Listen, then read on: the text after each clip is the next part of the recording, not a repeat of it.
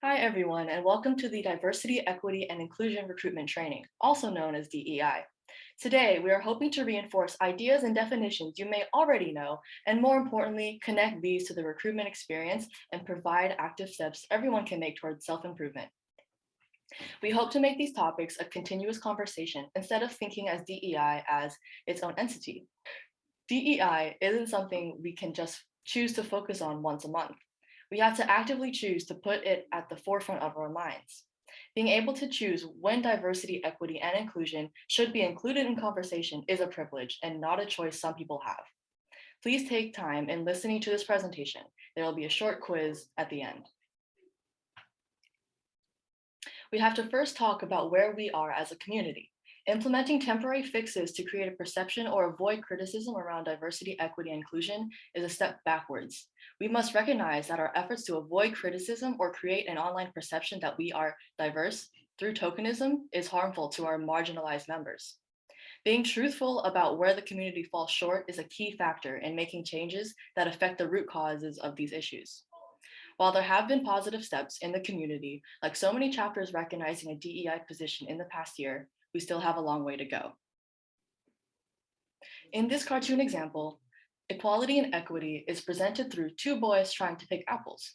In the equality example, both boys have the same size ladder. However, the one on the right is at a disadvantage because his ladder is not tall enough to pick the apples. The equity example shows that both boys have ladders. However, the boy on the right has a taller one to meet his needs. The boy on the right now has the same opportunity as the boy on the left when picking apples.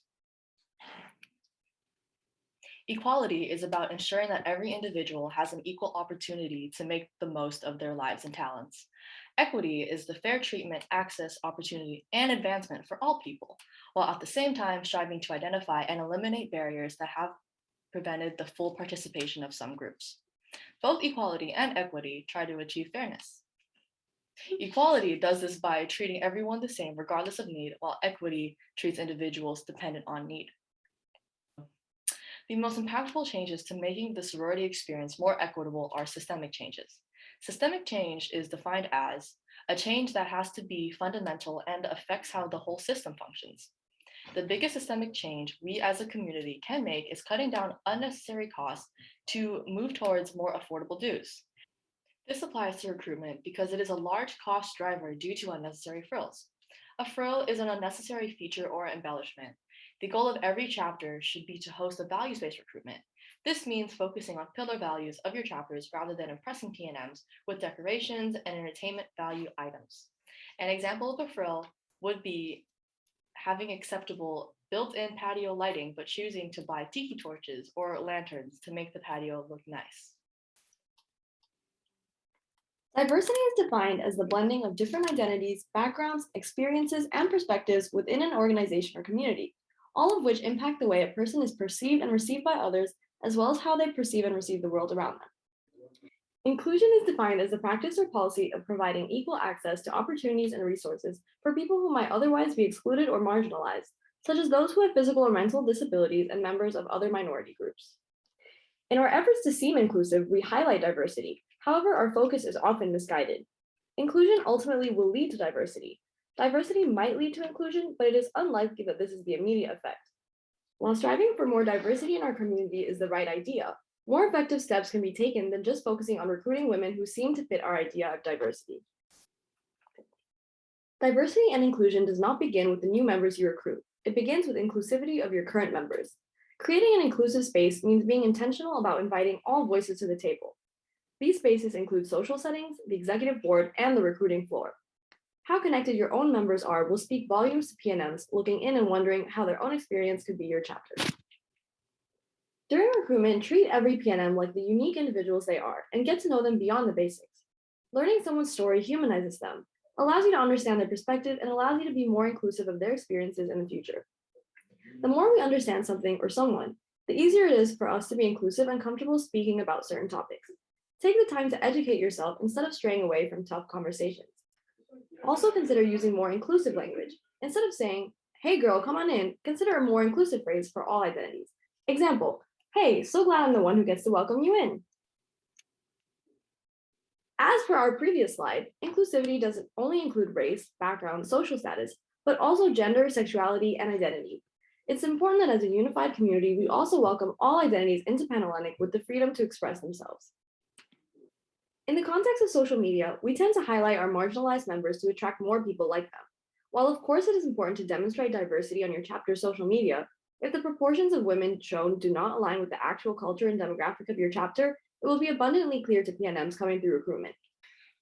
Please be mindful of how you are representing your chapters and be intentionally inclusive on your social media pages. According to NPC, implicit biases operates on a subconscious level, often runs contrary to your conscious beliefs, triggered through automatic mental associations we make between people, ideas, objects, and the attitudes and stereotypes we hold. Essentially, implicit biases are attitudes or stereotypes that we impose onto others without consciously thinking about it, unlike explicit biases. These biases can come up in different ways during the recruitment process, specifically in regards to interactions with PNMs. In meeting a PNM or any person, there is an inevitable invitation for implicit bias because this is the first encounter with the other person in a relatively fast-paced environment. When we hear, see, or experience new things, our brains are working to make meanings of this new experience. In making meaning, our brains are searching for previous interactions to help inform the current one. Not only do implicit biases affect face-to-face interactions with PNMs, but it can come up behind the scenes as well. For example, when chapters decide how to match up girls during recruitment based on similar social identities. In terms of social media, our implicit biases can change the way we interact with people as well as the decisions we make in terms of who we follow. For example, if we subconsciously interact more with people of a certain social identity and background on platforms such as Instagram when following PNMs before recruitment, a similar pattern may be followed. This can lead to a sense of exclusivity and bias towards certain underrepresented groups of people. Our social media platforms can also contribute in creating implicit biases for others. The photos that chapters choose to post can play a role in affirming stereotypes. While it may not be on purpose, subconsciously posting the same groups of people who identify similarly can create an unwelcoming environment for PNMs who are considered joining. However, this does not mean the chapter should highlight members of certain ethnicity or background simply for seeming diverse, as this plays into the issue which will be mentioned later regarding tokenism. One of the most important tools in minimizing the effect of our implicit biases is acknowledging that we all have implicit biases and being aware of what areas we struggle in. In order to begin unlearning stereotypes that contribute to our implicit biases, we should all learn how to reflect upon these stereotypes. A good resource for self-reflection regarding implicit biases is the Implicit Association Test, IAT, created by Project Implicit. However, this is not the only method of self-reflection. By looking at aspects of our everyday lives, such as who we follow on social media, what news we watch, the demographics of those we associate ourselves with, and more, we can begin to identify what identities we don't have enough interaction with and what gaps in knowledge we have to actively work on changing them. Specifically during recruitment, there's a responsibility on all members to mitigate the effects of our implicit biases. For those who are in charge of matching up PNMs and actives for recruitment, it is important to note that we should not assume that people will get along simply because of similar social identities. For example, just because two people may share the same race does not mean that they will share the same experiences. Pairing should be made based on shared values and personal identity. On the other hand, for active speaking to PNMs, there should be a focus on genuinely making an effort to learn about the PNM without prior assumption. A way to minimize these stereotypes is to really think before we speak and process the information that we are telling others. However, if assumptions are made during a conversation, the best way to move forward is to apologize, ask for clarification, and take that experience as a way to improve in creating a more welcoming environment. Microaggressions are brief and commonplace daily verbal, behavioral, or environmental indignities, whether intentional or unintentional, that communicate hostile, derogatory, or negative prejudicial slights or insults toward any group, particularly culturally marginalized groups. We all have a tendency to our own biases, but when individuals communicate those negative prejudices through subtle actions to the minority groups within the PHA community, it is hurtful. Acknowledging our own biases and becoming consciously aware is the first step in combating unconscious harmful actions towards minority groups. Having these things be an active part of our recruitment planning and training as a community opens the discussion without calling upon members of the marginalized community to speak for their group. Tokenism is a specific example of microaggressions seen within the recruitment process. This is when individuals belonging to a minority group are singled out within an organization to promote the sense of diversity or inclusivity. In the effort of giving off the appearance that there is representation within the chapter, the reality is it can leave those individuals feeling like the identities they bring to the chapter are the only ways that we see them. Tokenism can start with good intentions and attempt to be more inclusive.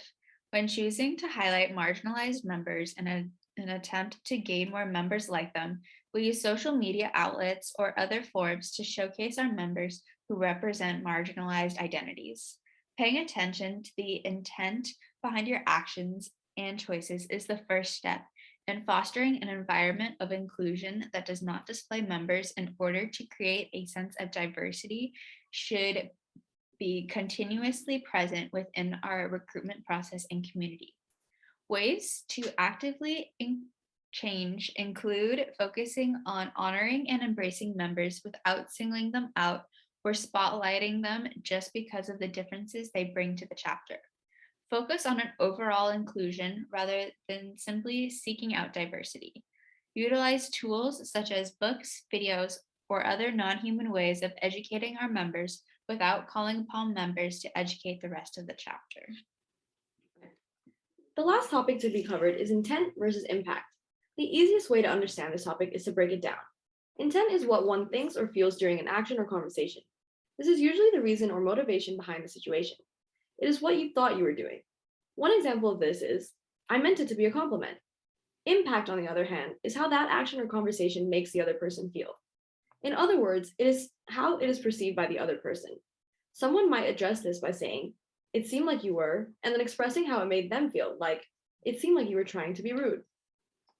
When we talk about intent versus impact, we are talking about how what you said may not be what they heard. It is almost like a game of telephone, where the information and intent is lost in translation.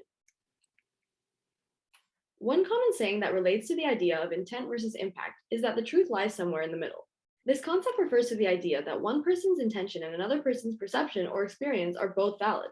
While what the person is saying may be said with the best intentions in mind, sometimes the delivery does not convey the correct meaning or reasoning. In any situation, context is key. An example of intent versus impact during recruitment is oral bidding. By saying something like, see you tomorrow, you might be saying something you normally would when parting ways with someone. However, in this setting, it is seen as a promise. It implies that they will be returning or invited back to the chapter the following day, when in reality, this may not be the case and it could hurt their feelings later. In terms of social media outreach, this provides a different problem.